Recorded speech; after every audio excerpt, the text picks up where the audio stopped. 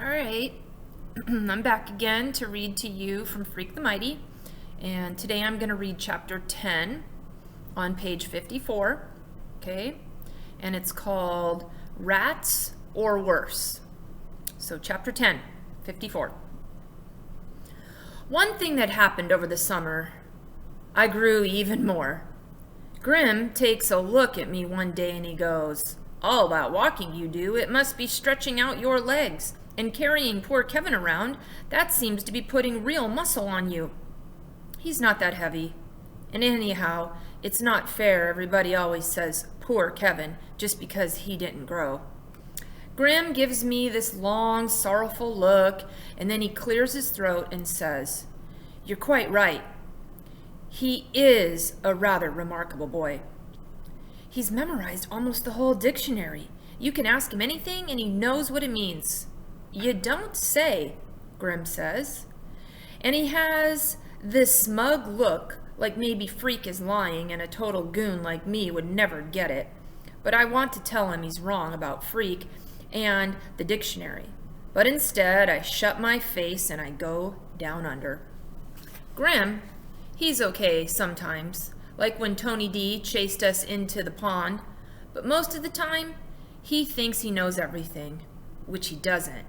And if you don't believe me, look under Grim in the dictionary. It sure doesn't say a smart grown-up. No way.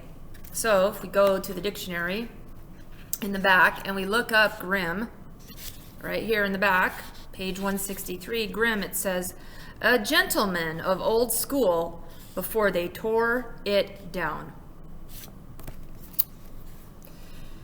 So I'm hanging out down under, listening to some of my thrash tapes on the fake Walkman I got last Christmas, when Freak pops up on the side of my bed. Because of the headphones and the volume being pumped up to megadecibel, I never hear him come in.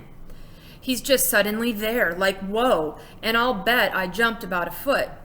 Freak rolls his eyes and goes, "Ugh, music. How come it calms the savage beast?"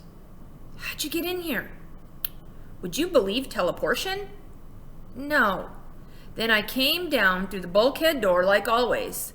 And like always, I have a quest in mind." Right away I go, "My feet hurt." "We don't have to leave the neighborhood." "Cool. What kind of quest is it?" Freak grins. "A treasure hunt. Except we don't really have to hunt because I already know where the treasure is." "Where?" "Underground," he says. "Specifically, in the sewer." "Hey, yeah, right," I say, and I sit back down on the bed. Freak is looking at me sideways, and I can tell he's not telling me everything, which he almost never does. Not all at once. "Truth?" he says. "The treasure is hidden in a storm drain. This has been confirmed by visual observation." "Treasure in the storm drain? You mean like gold and diamonds kind of stuff?" "Possibly," he says, acting mysterious. "Anything is possible. The deal is we have to wait until night so no one can see us messing with the storm drain. Not just night," Freak says. "We need to do it at exactly 3 in the morning. Optimum darkness occurs at 300 hours, he says, looking at the new watch his mom gave him, the kind that tells you what time it is in Tokyo, just in case you're wondering. "We must dress in black and cover our faces with soot." For the next couple of hours, we try to find soot, but it turns out you need a fireplace for soot, or at least a chimney. So Freak finally decides that my idea about using regular dirt will have to do. "I have black dungarees," I say, "but no black shirt.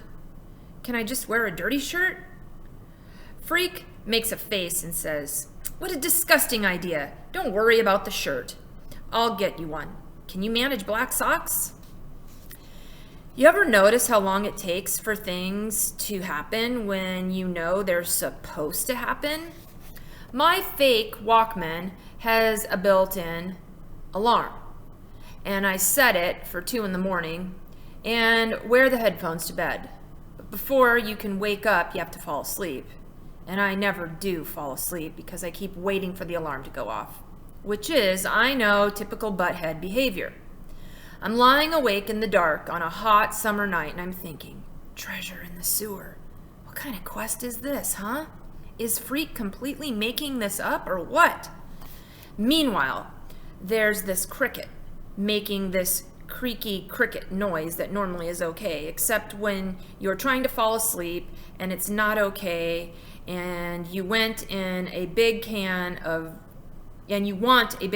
Raid, send it to Disney World or Insect Heaven or wherever it is that dead crickets go. Question: how come Freak knows about this stuff in the storm drain? Question: how come we have to put dirt on our faces? Question: how come 3 a.m? Question: how long do crickets live? Finally, I give up on the first 3 and work on the cricket problem. But the little critter is pretty clever. It stops cricketing whenever I get too close, and I never do find it and squash it with my shoe, which I swear I'm ready to do if crickets are supposed to be harmless. And then, after almost forever, it gets to be 2:30, and I figure that's close enough. I'll go up and wait under Freak's window, like I promised. There's no moon.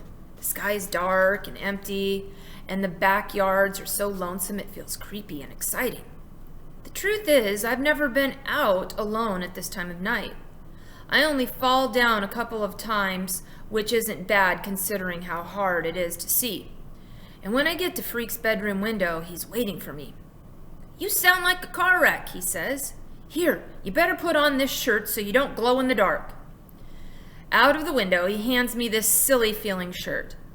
"Hey, wait a minute. This is your mom's blouse." "It's black," he says. "That's what counts. The camouflage factor." "Forget it," I say, and give him back the Fair Gwen's blouse. Freak sighs. "Okay," he says. "Roll around on the ground and darken yourself." That's easy, and better than wearing some dumb blouse. "What about you?" I ask when I'm covered with dirt, enough so I want to sneeze. Freak goes, "Beware the Force, Earthling," and he stands up in the window, and I can see he's got a Darth Vader costume on, except he's not wearing the mask part. He opens the window all the way, and I lift him out and put him on my shoulders. He goes, "Pledge to me your fealty." And I say, "Huh?" And he says, "Never mind. There's no time to look up fealty. Just promise you'll do what I say." "I promise." "Go to the end of the block," he orders. "Attempt to conceal us in the shadows." That's easy, because the street is one big shadow. It's so dark, I can hardly see my feet. Or maybe I got some dirt in my eyes. But the point is, no one sees us because there is no one to see us. You probably know anybody lived here, yet alone a whole block full of people. It's like we're on an empty planet or something. Was the real Darth Vader as tall as this?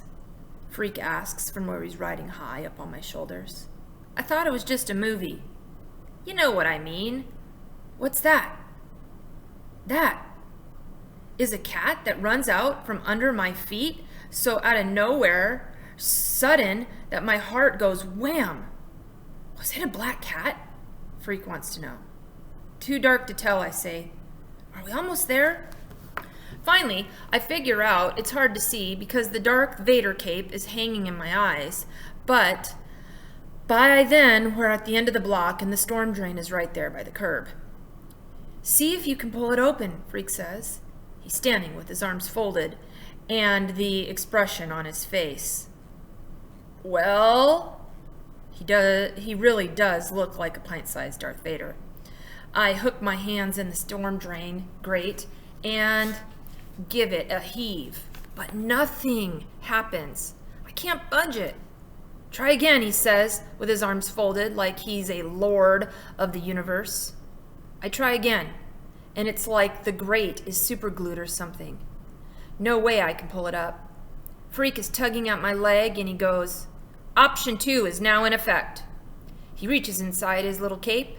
Out comes a flashlight, one of those small kinds that looks sort of like a cigarette lighter, and also a spool of kite string. I devised a special retrieval device, Freak says. Looks like a bent paperclip on a string, I say, and Freak tells me to shut up and follow orders. You hold the string, he says, and then he gets down on his knees and he shines the little flashlight through the grate. Can you see it, he asks. Can you? I look, but it's hard to see anything, and it smells like something died in the storm drain, which, come to think of it, it probably did. Rats or worse. Down there, Freak says. The beam is hitting it right now. That's just a piece of junk. Wrong, Freak says real fierce. It looks like a piece of junk. It may very well contain fabulous wealth. Drop the line down and see if you can hook it. I'm thinking, boy, what a butthead. Rolling in the dirt for this little Darth Vader so he can play pretend games in the middle of the night. But I do what he asks. I drop the hook down, and much to my surprise, it actually hooks something. And when we pull up on the kite string, I can see what it is. A purse, I say. Looks like a grotty old purse. Careful, Freak says. Pull it up to the grate so I can grab the strap. I bring it up an inch at a time, and Freak manages to get his small hand down through the grate and grab hold of the soggy old purse. And then he almost drops it. I yank up on the kite string, and we both manage to squeeze the slimy purse up through the bars. Whew! Mission accomplished, Freak says. The old purse is torn and wet, and I don't want to touch it unless I have gloves on. Gross, I say. Somebody must have flushed this down a toilet. No way, Freak says. I saw one of Tony D's punks stuff it down there yesterday morning. Yeah, they must have stole it. No doubt, Freak says, and he opens the clasp and points his little light inside the purse. By now, I know there isn't going to be any treasure, but still, this is pretty cool. Recovering stuff that Blade's gang ripped off from some little old lady or whatever. A wallet, Freak says, and he flips open this cheap-looking wallet, the kind that's made to hold credit cards. There's no money inside, but there is a plastic ID card. And on the plastic card is a lady's name, Loretta Lee. Freak says, I'll bet you anything she's a damsel in distress. Which, as it turns out, is almost true. The real deal is that she's a damsel who causes distress, which we find out the very next day. That's the end of chapter 10. Okay, hope you guys enjoyed that little adventure, and we'll see what happens here with this purse and Loretta Lee.